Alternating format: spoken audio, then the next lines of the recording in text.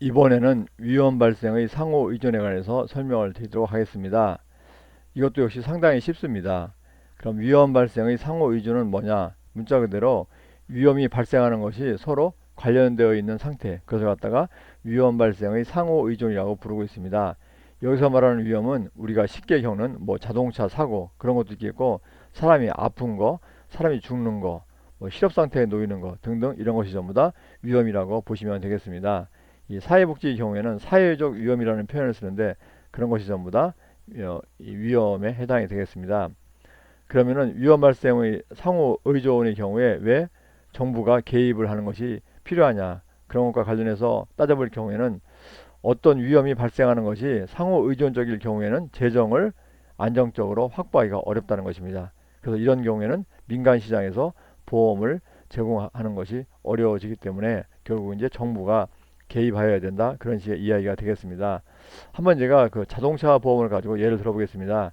그 차를 가지고 계신, 본인이 차를 가지고 계시거나 또는 이제 부모님이나 또는 애인이 차를 가지고 있을 경우에는 이 자동차 보험을 가입하게 되는데, 이 자동차 보험을 가지고 예를 드는 것이 편할 것 같습니다. 이 자동차 보험은 민간 보험입니다. 민간 보험인데 그걸 좀 염두에 두시기 바라겠습니다.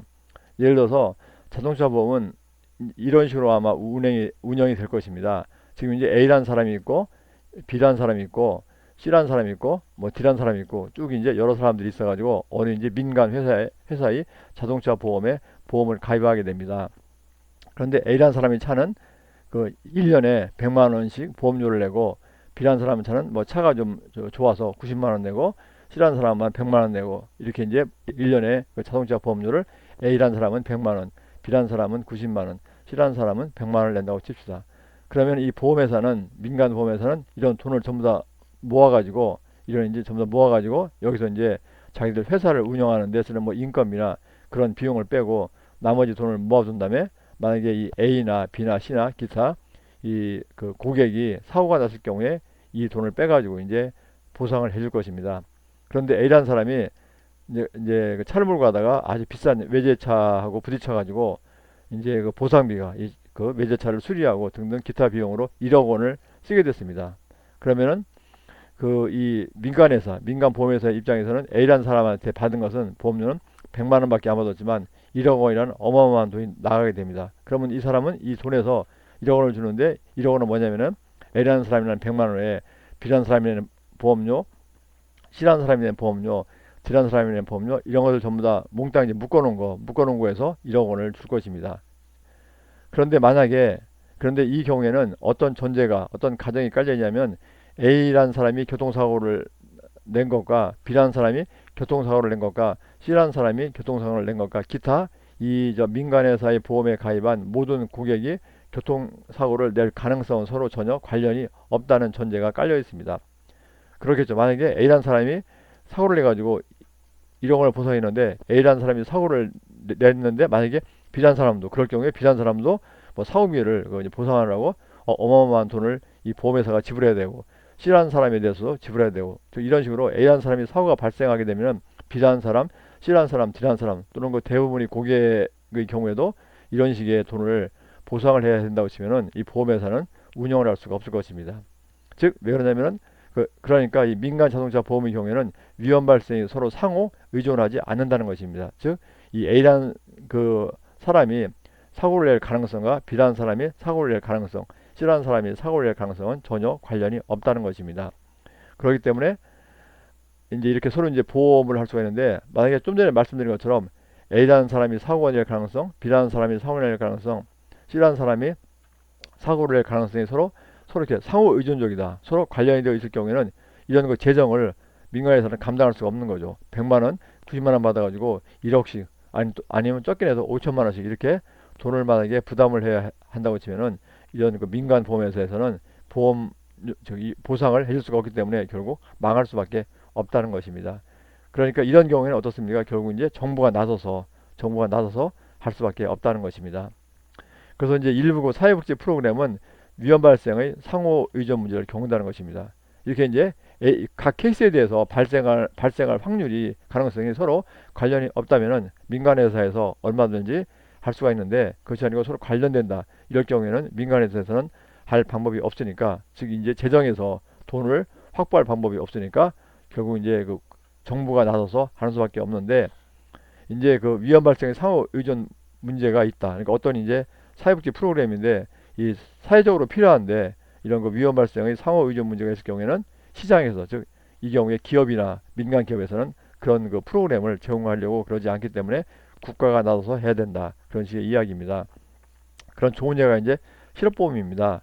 실업보험의 경우에 이제 A라는 사람이 예를 들어 가지고 이제 민간회사에서 실업보험을 만들었습니다. 민간회사에서.